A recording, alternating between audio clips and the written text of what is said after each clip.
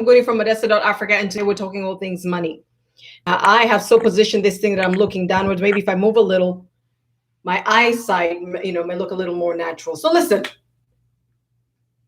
we're in times of crisis. However, you look at it, no matter how optimistic and positive you want to be, it is what it is, but it need not bring us down. Guys, you know how optimistic I stay? Do you know how positive I am? Listen, can you just go and tag an entrepreneur right now? Invite somebody who is a small business owner, hustler, side, whatever it is that they're doing, who is wondering how they're going to get by in times of crisis. Today, it's all about how are you going to make that money? How do you make that money work for you?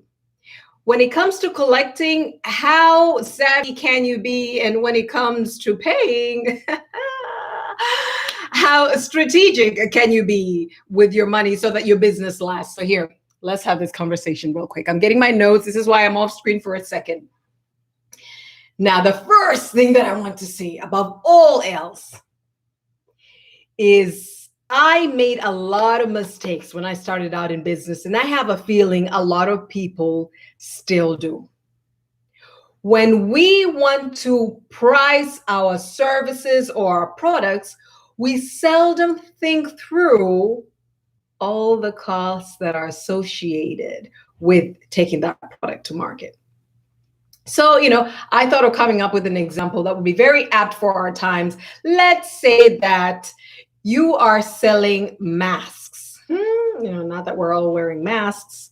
You're selling masks and you're selling them at one. Now, I'm speaking to people from everywhere in the world, so I'm going to use the US dollar as an example. You're selling your masks for $1 each.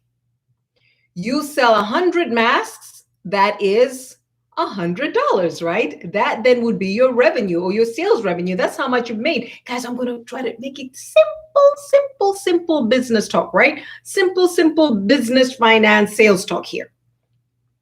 You're selling masks.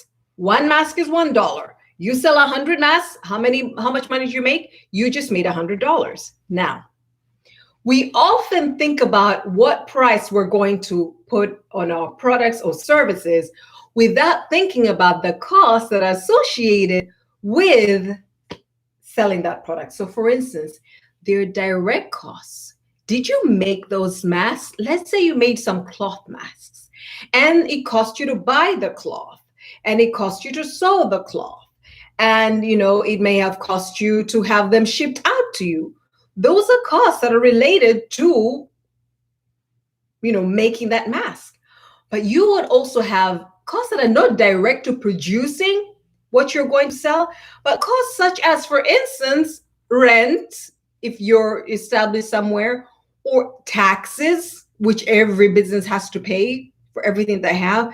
And so people find, so for instance, if your direct costs, the costs that are associated with producing your masks, let's say your direct costs are 30 cents for each mask that you create. People walking in right now, they're like, what is she doing? She's not even a finance person. Why on earth, Modesta, what are you doing? Hey, if you just got in, today I'm speaking to startup entrepreneurs in crisis. And I'm talking about how on earth we're going to not only manage our finances, let's look at how we can grow our revenue. And I'll also talk to you about reducing our costs and increasing our market so that we can sell more items, right? More quantities so that we can bag a whole lot more money in times of crisis. So this is what I'm talking about. So if you're hearing me going all things mathematic, bear with me. Like, well, this isn't even your field. Look, child, I've been in business for way too long for me not to even have the basics. So let me share the basics and you guys can go to all the finance, pros hereafter. But this is what got me in trouble in business when I just started out all those years ago. And I want to help you. You guys know I'm all about helping a brother, helping a sister out, right? So here you are. I know that most entrepreneurs think about what can I price it at? And sometimes people don't even associate that price with the cost that they incurred to put that product or that service to market. It just sounds like a good figure to sell it at. So this is what a prudent entrepreneur would do. You're going to say, okay, I'm in the business of selling masks. I'm going to sell each mask for $1 and I sell 100 masks. That means I just made $100, right? Price times quantity, $100. That's my sales revenue. I just came in with $100. And then you start thinking, wait a second, but okay, I made these cloth masks and making them cost me 30 cents because I had to buy the cloth and I had to, I had to sew them, and whether you're sewing it or somebody else is doing it. All right, so the cost, the direct cost associated, the cost of goods, right? The cost of goods sold is 30 cents per mask. What is going on? Did I touch something? I feel like I've touched a wire somewhere. My things are flickering. All right, so 30 cents. And then rent. So I've rented a place where these masks are made. The rent is 20 cents. Oh, 30 cents for the direct costs associated with making those masks. And then 20 cents for rent. That's 50 cents from that $1, that I sold the mask for. All right, and then there's taxes. Let's say your taxes are 20 cents to the dollar. Guys, why am I using dollars? Because I know I'm speaking to people from all kinds of places in the world. And so I just want to use a currency that the world usually transacts with, that is familiar with. So let's say your taxes are 20 cents. So wait,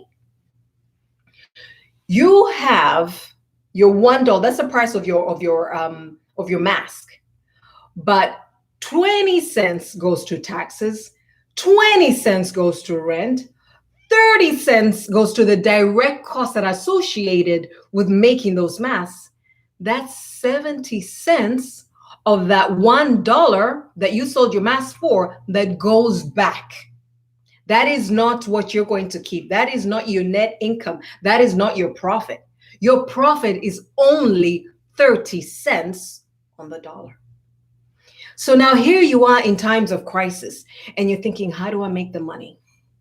You're thinking, how do I keep more, right? Keep more in my pocket. I want you to just have those fundamentals down. That when you're thinking of the price, let's just start there as a basic. Please factor in your costs so that you can put a price that after costs are removed, right? You have a good, healthy income left over. That's your profit. But the other thing that I think is really important for you, second thing is the size of your market. So maybe you've done the math. Maybe you have actually looked at what it will cost you to take that product to market. And you've considered all your direct costs. You've considered your direct costs. You've considered all the fixed costs and variable costs. And I'm not going to talk about all this terminology right now because I don't want to get confusing. We're talking to startups. I want to keep it basic. You've considered what it will cost you, right? To actually make your product, or maybe you bought it somewhere else to buy it. Also, your rent and your taxes. Let's just keep it as basic as those, right? Or maybe there are other people that you have. So you also have salaries to consider. That's also part of the cost to putting your masks to market. But let's say you do know your costs and you have factored them in and you still chose to sell each mask for $1. Well, now, have you thought through, this is a second thing to consider. Have you thought through your market size? Because if you have said, I'm going to sell it at $1 because I know then people will want to buy the mask. If I make it more expensive, people are like, look, no. For whatever reason, there will not be that great a demand. But have you also considered the size of the market? What if you said, okay, I am going to sell each mask for $1 and I'm going to sell 100 masks. That's what you had planned. But your market can only take 30. You had thought you could sell 100 masks, and after all the costs that were removed, your profit would be, right, 30 cents to the dollar. So if it's 100 masks, you expected to make $30 in profit. But you assumed that you could sell 100 masks. What if you hadn't thought through, you hadn't done the research to see how much your market can absorb, and you find, yes, I have considered my costs. Yes, I have priced my product, my masks right, but I just haven't been able to sell the quantity that I wanted. And therefore, after all those costs that are associated, after I got my revenues, after removing all those costs, I don't have anything close to what I wanted to make. So this is like the basic. Before I go into today's details, before you go out to sell your product and services, please consider the costs that you incur for you to put out your product service. Please consider your market and what it's able to absorb. All right, now I get into the juicy, meaty part. How do I increase that money? And I just want to say the first strategy to see more revenues coming in, it sounds basic. There will be no drum roll for this. It's as simple as sell. Go out and sell. Well, that's I knew that. No. You would be surprised how much we underestimate or how much we overlook selling. You have your product. You have maybe you've done the marketing, or maybe you've got your business, it looks good and people would be interested. But if you fall short on selling, it doesn't matter how good you've done your accounting and you've done your plan, your financial plan, you're not going to get the revenue that you wanted. You're not going to bring in the money you want. And you certainly, since many costs remain fixed, there's some costs that are that are variable, but many costs that you would have incurred, you incur them anyway.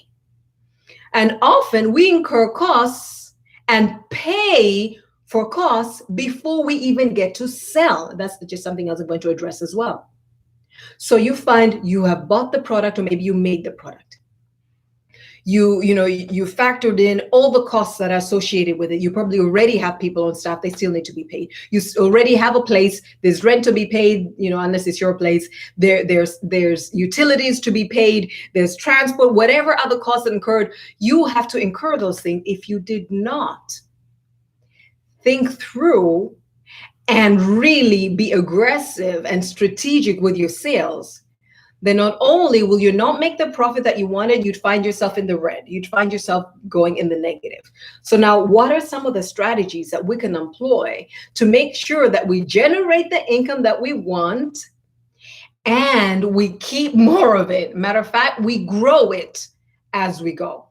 So the first thing that I want, I've already told you, think through your costs and think through your market size with the aim of reducing your costs, of course, and increasing your sales, increasing, how much the market is able to absorb.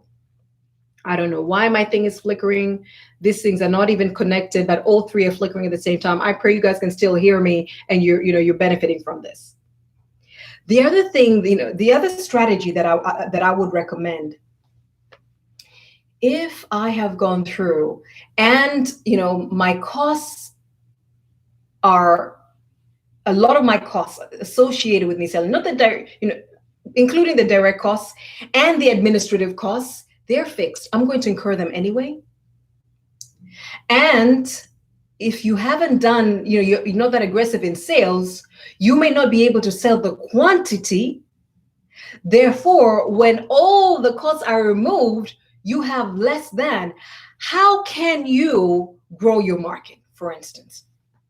So some of the things that I've written here is you can consider, and I remember seeing this, where I come from in my country, there are several businesses that I absolutely love their approach. And so I saw Bahresa and I saw Mo Dewji and his products that initially they were speaking to a certain market demographic with their products. And then just by changing the size of, their products, they pivoted to satisfy a market niche that otherwise could not afford to get, the larger, the normal size of their product. And so for anybody who's from Tanzania right here and is thinking about how Bahresa and is thinking about how Mohammed Dewji and their enterprises, how they switch from, you can buy the big Omo, soap, and then you can get it in little sachets. Yeah, by the way, guys, it's called sachets, not sachet. I just thought to put it out there. Little sachet, right? I remember there's a time I went to visit my aunt and we got this itty bitty toothpaste. And before that, you had to just buy the bigger toothpaste. So, like, some people didn't even use toothpaste because they couldn't afford it. And so, maybe all of a sudden, you might think for your product, how can I pivot if this market that I'm speaking to is saturated, meaning they cannot buy any more of my masks? We're still talking about masks. How can I turn to a different market to introduce my product there so that I can increase the quantity sold, right, of my products, so that then I can hit that $100 mark? When you remove my costs, I have my $30 profit. So that's something else to look at. You might also consider, as in looking at what other markets to tap into, you might think geographically, that geographically so far I was only speaking to this market. And so if this market, whether it's they cannot take any more, you've sold them all you can, or there's so many competitors, and so your market size is smaller, maybe you might consider going to another market, physically considering another market located in another area to bring your products so that you can increase your sales. Because even if there are other people there that are also doing business in a similar area, you will still find, you'll still be able to sell. You may not have the majority shareholding as soon as you go into that new market, but you'll certainly, you will get certain clients, especially if you've done your market research, guys, and you've so positioned your products that they're attractive and your offers are compelling and people actually do want to buy from you. That's a whole video for another session. You guys can go to Purpose and Excellence Academy on YouTube, and you can look at the Startup Business Success playlist and go through, how you can market well, how you can target your audience well, etc. What else do I have on here? The other thing, and of course I say this a lot, guys, because I also had to pivot online, is going online. So you're thinking, I've saturated my market. Where I am right now, I'm not going to get any more sales. It'll be the same old sales each time. So consider going somewhere, physically going somewhere geographically. And I've mentioned partnerships before, right? If you cannot physically go there, you can get somebody else to get into partnership with that will, serve those markets. Also consider going online. Now, I'm not saying, if somebody might be like, how do you sell? People ask me how I sell my things on Amazon.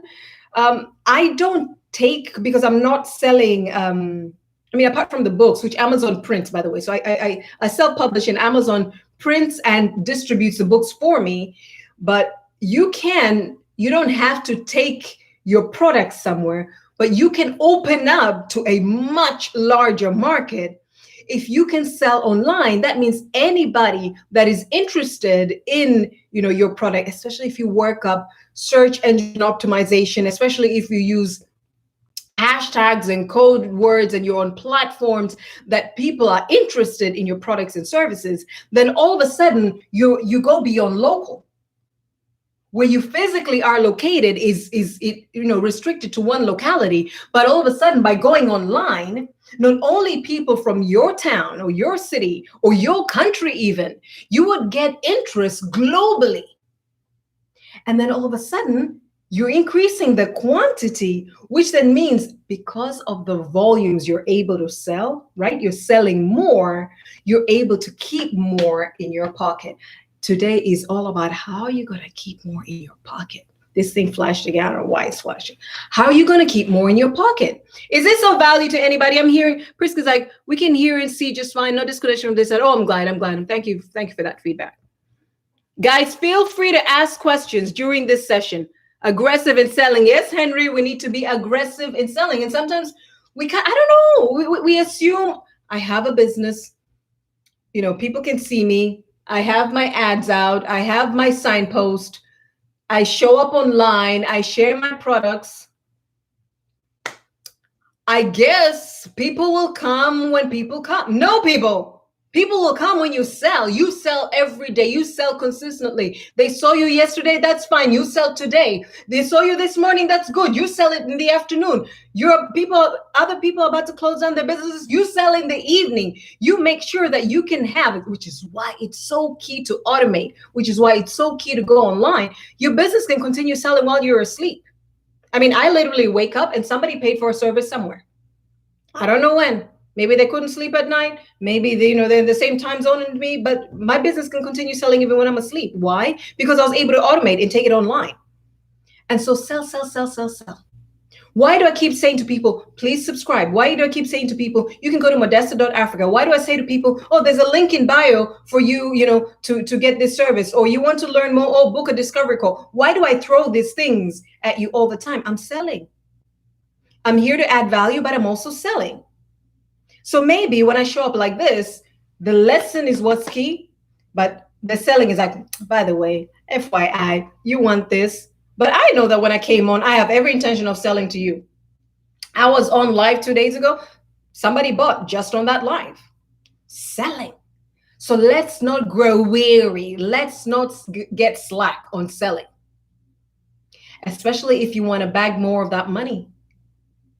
If you have done your, you looked at your costs and you decided to set a specific price, then you want to make sure you've got the quantity that will, that will allow you to keep more of your net income, that will allow you to keep more profits. And if the market you're currently serving cannot absorb any more, then you want to look at what other markets can I consider. You need to be aggressive about, pushing your business forward, and in any time. But especially now during times of crisis, when small businesses really don't know if they will survive the times that we're in.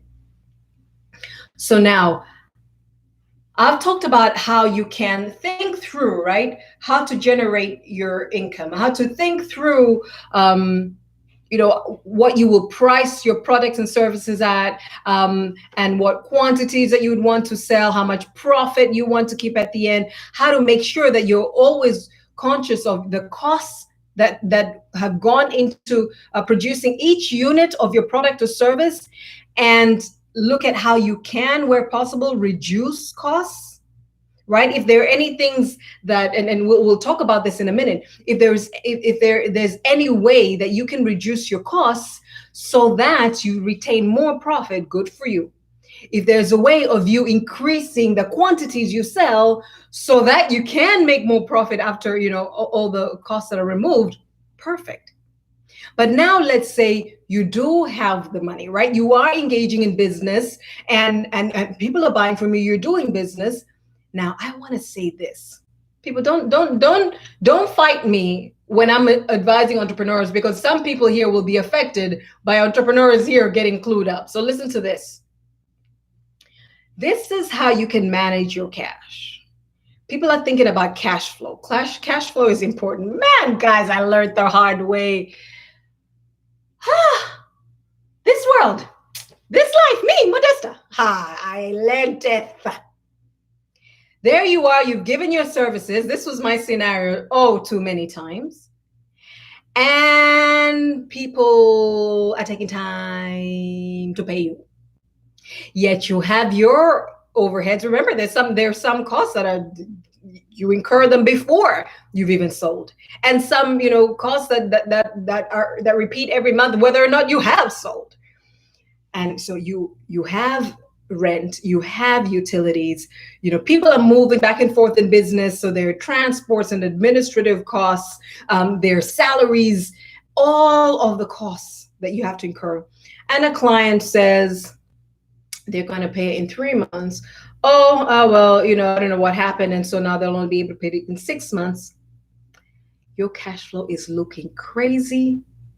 You're trying to stay professional and above it all and not look desperate, but truth is, as you look like you're gliding up top, sounding very professional, at the bottom you're like, it's crazy out here, it's mad. So what do you do to manage your cash flow in such a way that you do consistently have, right? You are doing business. You have thought through your, your costs. You have thought through your quantity. You thought through what kind of revenues you want to generate, and after costs, what kind of profit you want to bag. And you've even considered going out to other markets so that you can increase, the different markets that you're serving. And we even spoke about how other people would pivot. Like I've mentioned Bakhresa, and I mentioned, Mohamed Deoji and his businesses, how they had, they changed the size and the packaging and the offering so they could tap into a market that wasn't really being served. You thought through all of that, but now we get to cash flow. What do you do to make sure you keep the money going? Because just because you sold doesn't mean you get money. Somebody's like, what did she just say? Just because you were able to sell does not mean you brought in money. I learned that the hard way. Now, there are businesses that will engage you. So, for instance, us who give services, boy, have I learned. So, they engage you, you offer the service, you invoice, and you wait. Some pay immediately, others don't. Or some pay, you could have those terms where you're saying a certain percentage is paid before the service is offered and a certain percentage thereafter. And maybe the percentage that was paid before the service was offered went into the costs of developing and giving that offer. Guys, come on. Do I have any entrepreneurs that understand me? You ask for that certain percentage. You're like, okay, so we need 30% or we need 50% up front. Why? You're not liquid. You needed them to pay you up front so you can go quickly buy the things you need to create their products. Any other startup entrepreneur understand what I'm talking about? Don't act like you're too far ahead and sophisticated that you were never in that situation. So sometimes there you are asking for money in advance because you don't even have the money to prepare what they need for you to serve them. So you get that money, you then buy the goods and whatever it is that you need, or you get the people, then you offer that service. And right now you're like, I need them to pay quickly. Now, I've already told you guys, you cannot sit and wait for this one client. So Modesta here is constantly pivoting. And you guys can even see, you can see what with the things that I put out as well. I'm speaking to certain people with the master plan class. And then I'm speaking to other people in executive coaching. By the way, with executive coaching, I don't even really advertise that. Like there's a certain clientele. These are executives, either corporate directors and CEOs, and small business or nonprofit CEOs that are looking to meet certain goals at a certain time, and we aggressively work through that. And that's a 6-month program. It's intense and it costs. It's quite an investment. And so it's either the individual, because they want to move in their career or their influence, or the firm that would pay. But we have the master plan class. I have career advisory. There's business consulting. I just had a special for mothers, which ends today. By the way, I really need to put an ad out to say that special ends today, and it was just $49, to get consultation on how to move, how to balance work and business and life. And so I'm speaking to different people with different products. Why? Because then you could have, I've served them, and they've paid some, maybe they paid all, maybe there's some payment coming. I don't sit there waiting for that. My goodness, because life happens to my clients. Imagine if I am working online. I cannot knock on your door. I'm not going to show up to your house. I need to depend on your integrity. You don't want to pay me. There is nothing I can do. So I need to make sure, first of all, my policies are tight so that I don't get people acting funny. But also, if I have bills to pay every single month, I need to make sure I am constantly looking at what my business is doing and how I can get that income, even as I'm waiting for other people to pay. So I have several products that I'm, that I put out. And I'm expecting a certain percentage of my income, the revenues for that month, to come from this product, another percentage here, another percentage here. Another thing that I do is I would say, okay, you can get these products on a payment plan. And this is something else you can do just to make sure you have that cash flow. We're talking about strategies for you to make sure that you have it, you manage it, and you can grow it, right? So one of them is you can have a diversified portfolio around the same products and services. Don't reinvent the wheel. Don't go crazy. But that way, first, you're selling to different people, but even as you have sold, sometimes we get the satisfaction, I have sold. Even as you have sold, you're speaking to a new, group of people to sell them on that product, so that you continue to have those you're speaking to, those you're entering contract with, those that are paying, those that are done, consistently going like that. It has to be a cycle that never ends, that is never disrupted. You don't serve and then you get complacent. You serve and then you continue finding others to serve. And you look at how you can pivot so that you're speaking to different demographics, or maybe you're speaking to different needs, so that this one sells this way, that one, will pay. Maybe they pay 100%, but it's not much. What's coming in from that business where I'm selling, there's an exchange for cash immediately. It doesn't pay that much. And so I want this one. This one, which I just got the 30%, I want to get the remaining 70%. And then you have another one that maybe is on a retainer. Every single month, there's somebody has decided they will order from you for the next year. And so every single month, there's money coming in from that business, that stream. So these are ways for you to make sure there's always cash flow. It's not like, for instance, what I'm doing right now. If I advertise a course, let's say the master plan class, if the master plan class is all I did, and then I'm serving people in the master plan class, right? So like right now, we just graduated 10 people. So I'm serving them. If I am, until they're done, and then I start advertising, in between, 10 weeks is a long time. In between, where am I getting money from? Because what I'm charging for the master plan class isn't going to pay all my expenses. It's not going to, so you have to then make sure either there's a continuous registration for it, or I'm pivoting and doing other things even as this continues until the next time that I advertise it. Now, here I'm talking about service-related business. With product-related business, you might also consider, hey, listen, this is what I'm going to do to make sure my cash flow keeps running. That I'm going to have certain products that I sell, and I know they're just going to go daily. So I'll get the daily money, but maybe these aren't the big products, because with the big thing that I'm doing, maybe people want to think it through. So I'll have a lesser product at a lesser price. And guys, I always say, right, make sure you give people options of prices so that they feel they have power, so that you don't keep getting, no, can't afford it, not now, maybe I'll come back, no, right? You want to make sure that you give them options. And so you're thinking, okay, I'm going to get 20% from this one that sells daily.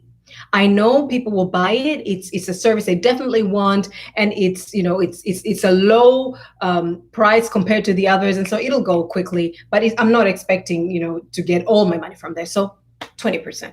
There's another one you say, this one, I'm going to speak to my clients that keep coming back to buy from me, and just give them a great deal of how they can put me on a retainer. They can buy my products. We will deliver them every single month without fail, and we can have a 1-year contract. That way, if you have even 5 of this, you tell yourself, I am so good. I'm getting another, let's say, 20% or maybe 30% from my retainers. So these people have guaranteed, and we've already signed up, that they're going to, I can deliver to them every single month. And maybe they pay monthly, or maybe you gave them the option, if they were to pay full price, they get such a marked discount, and they opted to pay full price. So you have 5 clients, for instance, 5 customers that have bought this 1-year consignment full price, which you have given them a discount because they made that lump sum payment, and you just made some healthy money from that. And then you have the other thing where maybe you're saying, okay, so I have this product, so you can pay 30% up front, you pay this percentage after this, and you pay that percentage after, and you are just going to be on top of those clients to make sure that they pay. Now, I want to get some of these comments here. Always proud of you, watching live from Missouri. Thank you so much. Ernest, my brother, my mentor in all things online. Kathy's saying, is acquiring funding loans critical for my cash flow not to suffer? Kathy, let me let you know, I shall never again get loans.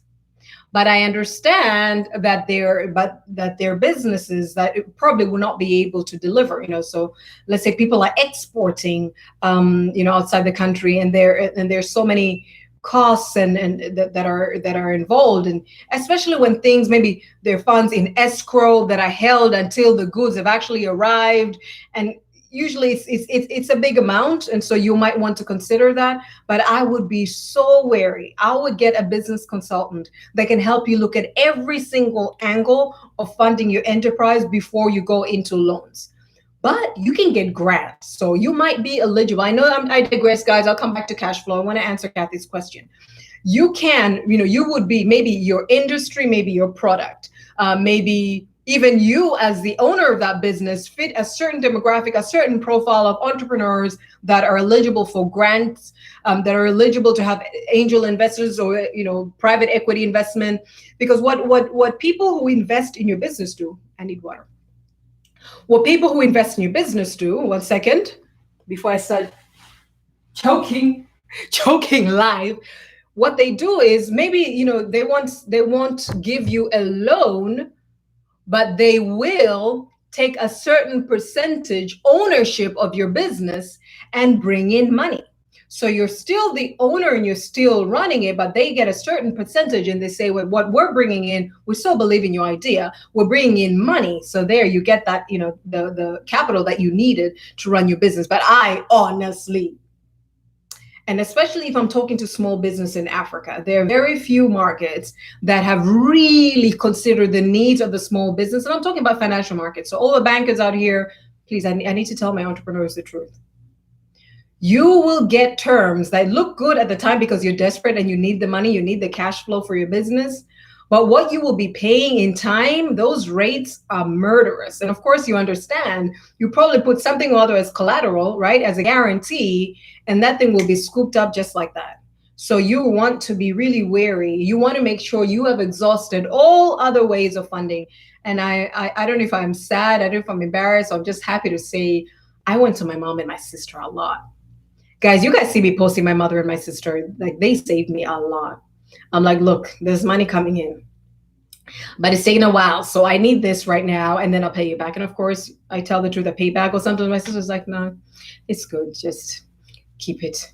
I'm investing in you. I'm like, thank you, thank you, thank you. So think through all other options before you go into that. Let me answer another question. How can I build trust for service I want to deliver, especially to new clients? All right, we'll get to that. One second.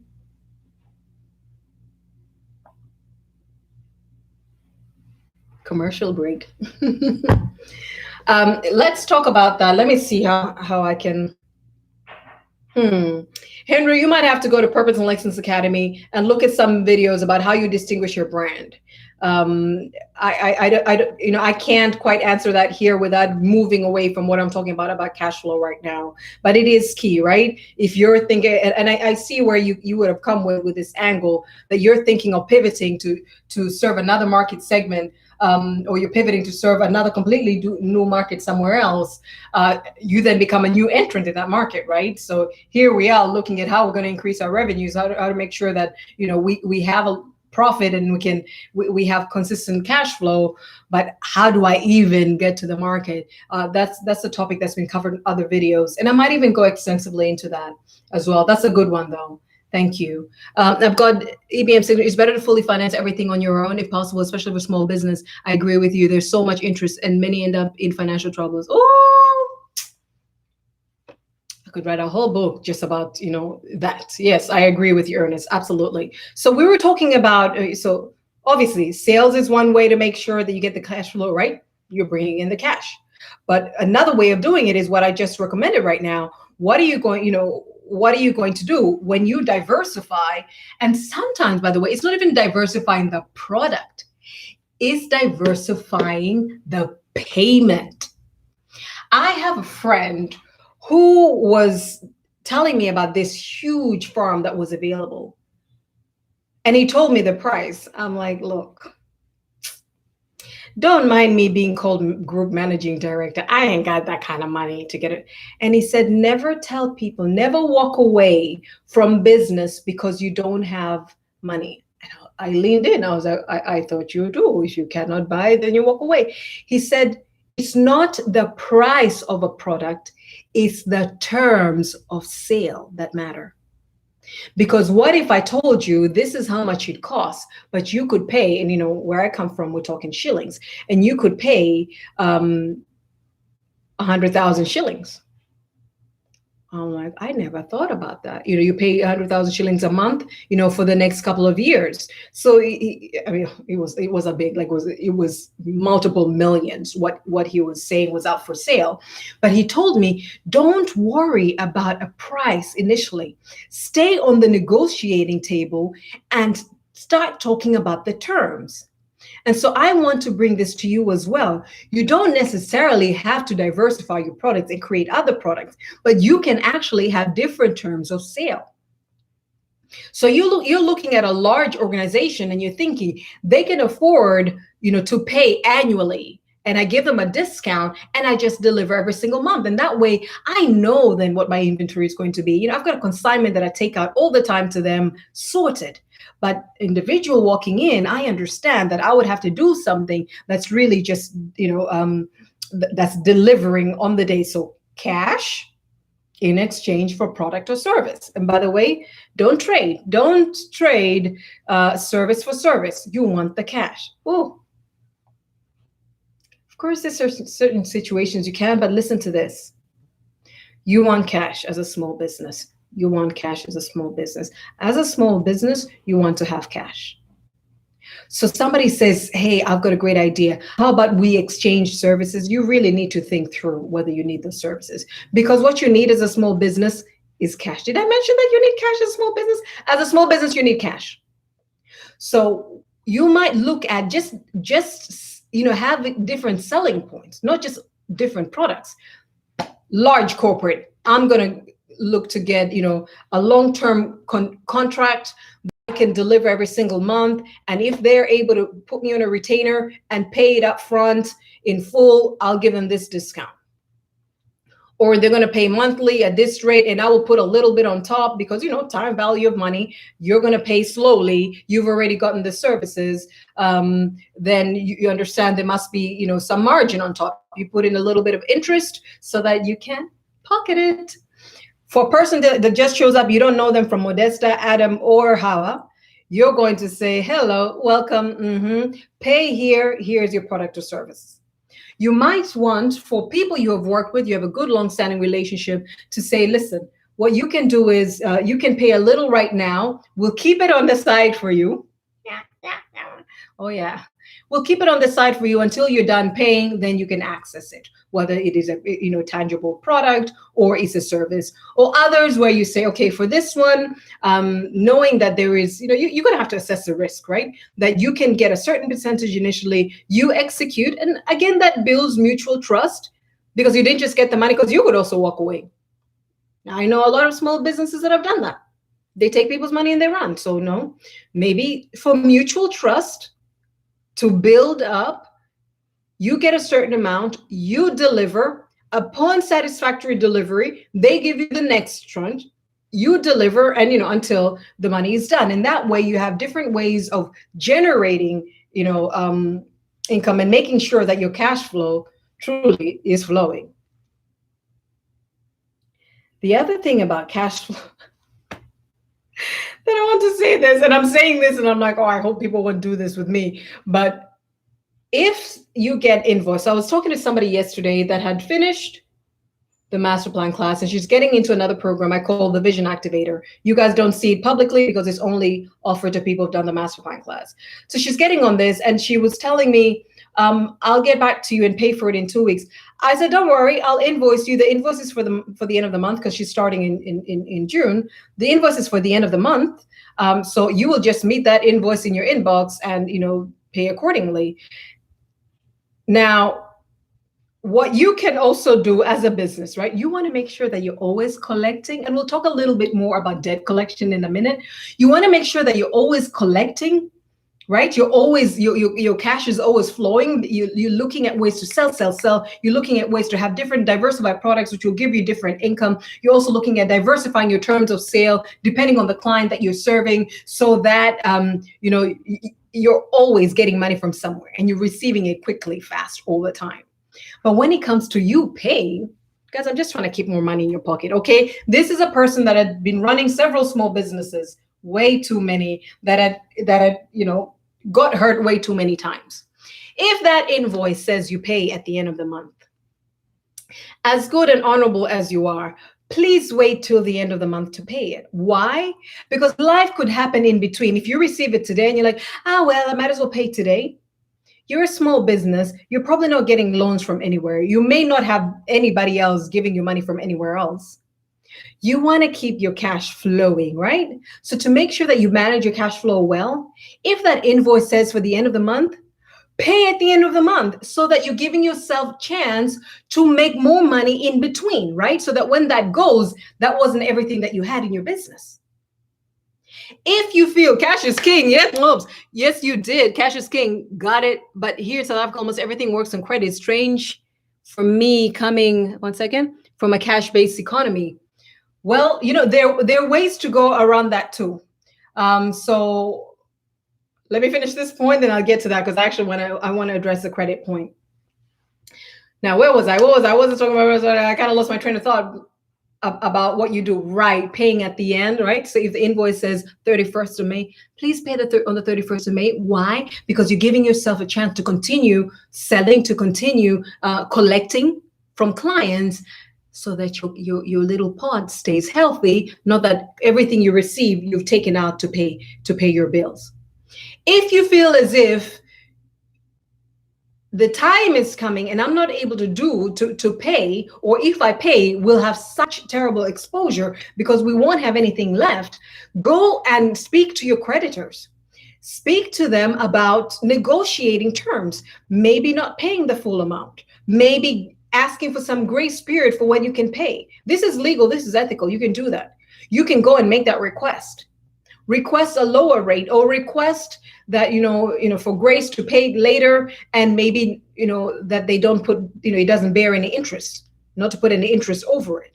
You can do this too, so that you keep the cash. And guys, it's not just so that you can keep the cash for the sake of it. It's not so that you can negotiate and be slick and be clever. It's so that you can truly give you and whoever else is working with you the chance to go out there and make the sales, generate more income, and which after costs and everything, you understand that you can bag more money. So negotiate so that you can keep money from taking it away, but also negotiate. And I want to get into this right now.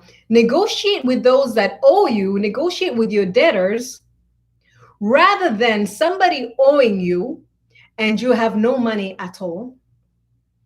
They owe you, they're not there, they're not paying. You can negotiate terms to make sure there is some money coming in. So somebody owes you $1,000. I was going to say 10,000. Let me just keep it at $1,000. Somebody owes you $1,000. They've owed you $1,000 for 3 months now. You're not going to sit there and wait to get the whole $1,000, and maybe you don't have the cash flow. Maybe you'll say, I can take less of that, but you're going to put a little interest on top of that. I mean, you're probably going to put interest on that $1,000 that was late anyway. I'm going to put a little interest on top of that. So you can pay me, four installments of $250, and then you're going to pay me an extra $250 at the end, or 4 installments of $275, just in case they're not going to do the last one, right? 4 installments of $275 instead of you paying me the $1,000. What are you doing? But you need that money. Yeah, but they weren't paying you. It's been 3 months and they didn't pay you. So either they don't have the money, or they weren't happy with your service, or I don't know, they have the money, they've decided to use it elsewhere. They know that there's nothing you can do to them. Negotiate rather than just sitting there and waiting for when your money will come in. Right? So you're going to negotiate with your debtors to look at what it is that they can do. I know it might seem like you're taking less than, but it is an option. So look at different ways that you can do that. And last resort would be for you to take products or services in exchange. But what you don't want other products and services. I mean, you may need them, but what you want more than anything else as a small business is that cash. Now, I want to address this thing. Obelia said that in South Africa, a lot is done on credit, right? So cash is king, yes, but a lot is done on credit, and it's very similar to a lot of other economies, especially emerging and developed economies. So what do you do as a business where everything is done on credit? When it comes to you receiving, you want to make sure that you're receiving money from people, however they pay. So in many economies, small business will say, I'm not taking credit cards. Like, I don't want that hassle. But there are times, if that's all people have, because people operating on credit, take that credit card. Take that money that's paid that way. And I know some people go crazy, and this has happened to me. People later dispute Like they don't understand what that cost was for, or that it was fraudulent. And then now you're in this whole thing between financial institutions, like, wait, I gave you this service, you paid it, like I have invoices and I have all this proof and contract. I understand that happens, but as a small business, I would say don't take credit, don't mess with credit. But in this situation, if that's going to get you paid, take it. When it comes to you paying, you can. I don't want to talk about credit cards. I really do not believe in credit cards, but you can. Let's say you don't have the money, or you have the money, but you're thinking, if I take this out, this will be all that I have. You can pay when an invoice is due with your credit card, and then put the money back in your credit card after you've generated more, right? So if you do have credit cards to work with, pay with the credit card. So that's not touching your cash. Guys, I'm trying to keep the cash in your pockets. And every time I do this, like I'm touching my pants, like this is where my pocket should be. You can pay with the credit card, and then later you put the money in your credit card after you've generated more. But the bottom line of this entire discussion is you need to be selling. Understand your business well, understand your market, and what they're interested in, so that you create products and services that really speak to them, and also understand the costs that associated with you making that money. So it's not just, I'm pricing it at this point, oh my goodness, people are buying. Have you checked out your costs? Because you might find after paying your overheads, your direct and indirect costs, everything went to putting that product. You made nothing. Sometimes you even go in the red putting out a product or a service that you hadn't really thought through. So you want to make sure you do that. But when all is said and done, I've checked out my costs, I've priced it right, I've checked out my market, it's able to absorb, and I'm also diversifying. I'm doing this product here, I've got that market I'm serving with that, I've even, got distributors, etc. At the end of the day, when all is said and done, most important thing about business is selling. We will look good. Oh my goodness, did I not invest $500,000 in getting a business that looked good? Like a whole $250,000, had a nice place, nicely done, hired the best people, got the best equipment, rah, rah, rah, all the rest of that. Selling. You do not sell, you're not in business, because those costs continue. Yeah, those nice costs. So nice office, it wasn't my building. Somebody else was like, why didn't you build your own building? Look, don't ask me why I didn't do that. Now, with hindsight, I would have done it. So you're still paying rent, and you're still paying salaries, and you're still paying utilities, and you're still paying for phone and data, and you're still going up and down to see clients, and you're still executing on some contracts before the clients have paid you. And all of that incurs costs, and your cash flow is looking crazy. So sell, sell, sell. Think through your business model, think through your costs, think through your market, think through how you're getting things to market, think through how you can diversify to reach more. But by all means, sell. You don't sell, you're not going anywhere. All right, let me see if I have any more comments. Or if there are any questions right now, guys. Oh, it's hot out here. We can hear, oh, that's fine. I got that. I got that. I got that. I got that. What do I have? Selling, selling, selling. Henry's got it. Who's this? Winner. Thank you. Oh, you're so welcome. Thank you. What is your name? Is that Winner Atieno? I hope I got that right. So thank you guys for today's session. I pray that it's helped, right? We have to first of all think, when I'm selling, what exactly am I doing? What is sales revenue? What is revenue? That's saying, I want to sell something. Today we had the example of a mask. I want to sell a mask at $1, and I want to sell 100 units. I'm going to get $100. And I wanted you not to be happy that you got $100 from selling 100 units of masks, because you also have to consider the costs that are associated with selling, each mask is $100. And you found today that maybe 30 cents per dollar goes directly to maybe making the mask, buying the cloth, or whatever it is. 20 goes to rent, 20 goes to taxes. You had 70 cents to the dollar in cost. So your profit was only 30 cents. So your profit in total would only be $30. And if you're happy with that, fine. But if you're thinking, I actually need to find a way of increasing not only my net income, right, my profit, I also want to make sure my cash is flowing well. We looked at some strategies that you can do that. You're going to look at reducing costs. You're going to look at increasing, quantities sold, which might mean increasing either quantity sold per client, per customer, or increasing what you're selling to that market, or diversifying to other markets, or even creating variations of your products at variation of prices so that you can get more people at different price points and a different service need. Also talking about how then you can make sure you're collecting all month, right? You're selling all month, you're collecting all month. You can have some terms where you have business, you have businesses on retainer that either pay you a lump sum and you're taking a little bit in, either they pay you a lump sum and you're giving them a great discount, or they're paying you monthly. So you know for a fact every single month I've got at least 5 clients that are paying monthly, or others that you put something at a lower price point and so it's transactional. They give you cash for a product or service. And also that you can have others where you get a certain amount percentage, maybe 30% up front, another 20% on delivery of this, another certain percentage of this, and you finalize, when you're done, just so that there's always money coming in. And when it comes to you paying, legally, ethically, you can look at paying at the last date of the invoice. If you're unable to negotiate terms so that you can pay some, or you can ask for grace that does not incur any excess penalties and interest, so that you can do that, what are you doing? You're keeping more money with you while you're creating more. But bottom line is sell, sell, sell. That's the sure way.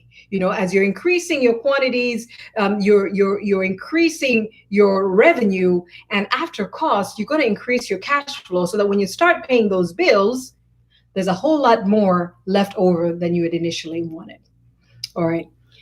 Bombi's like, if you don't sell, you're not going anywhere. Keep on selling, selling, selling. Thank you, Modesta. You're welcome. Dorothy says, sis, na swali. Yes, umesauza mtu hajakulipa na unayohitaji hiyo hela na umeshamwambia hajakupa. How do you get back to them again? Kuwakumbusha, what is the best approach? Thank you. Umeshauza. Okay. So you've already sold, right? So she's saying, when you've already sold, the person hasn't paid you. So wait, how did you sell and they didn't pay you? Okay, so that's another topic, right? You've already done it. But do not sell and people don't pay you, right? Do not.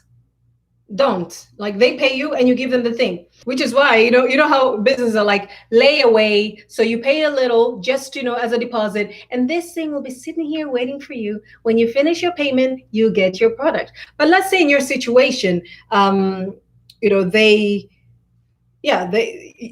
given them the services, the product and services, and they won't pay. Oh, Instagram is going. You do look out for them again, and you say, hey, and make it official. Like, sometimes I even change my tone of communication, and I mean written, of course. Like, I try not to ask people. I try not to do this live. So you write, you say, hello, I'm checking back again on so-and-so item, delivered to you on this time, at this price. I would appreciate it if you could send in. And now this is the thing that you can do.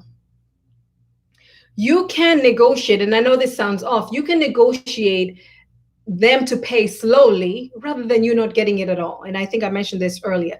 Negotiate to receive, it in installments rather than all of it, just so that you can receive it. But at the same time, you know what? You might just say, lesson learned. I'm just not going to do not only business with them like that again, just don't do business with anybody else like that again either. Don't release the goods or products, before you receive the money.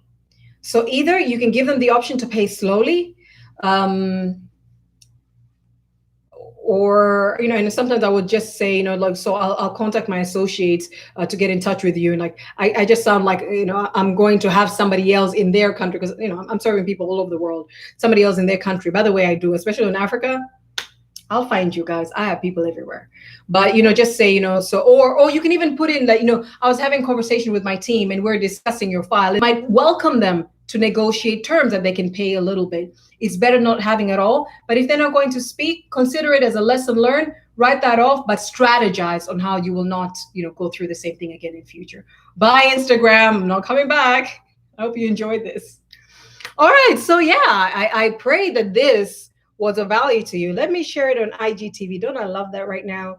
This thing's going IGTV. It needs a title. I'll get back to it. Guys, I hope that worked for you. I hope you enjoyed it. This actually finishes off our series on startup entrepreneur in crisis. If you're a startup entrepreneur, you want to learn more, if you have a specific need that you really want to bounce off of someone else, listen. Like I have been teaching you, I do the same thing. You can go from having a discovery call with me. If you're a mother and a startup entrepreneur, for $49 only, you can have a session where we can talk about your strategy. I had a powerful session with somebody who's been a consultant who wants to narrow down in agribusiness. It was phenomenal. I mean, I'm saying it myself, but it truly was, for him and his business. So you can have a discovery call. There are other services that I offer, other coaching and consulting programs that are longer reaching, but just start with that. And let's get you in the right direction, for in terms of what you thought as your vision, what your plan is, who your target audience is, what it is that you're offering. Something else I was just saying to somebody recently is it's one thing to develop a product. It's quite another to profile your product so people can see it in brochures or online. It's quite another to sell your product. Just because a thing exists doesn't necessarily mean you're selling it.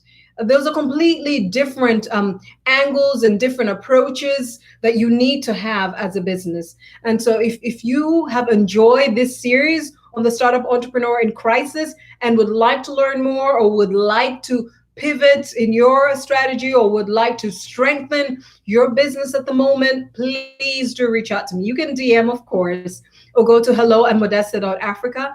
But chances are, wherever you look for me, I will send you to go to modesta.africa and book a discovery call with me. Thank you so much for coming along with me. This series took longer than I expected because of what happened.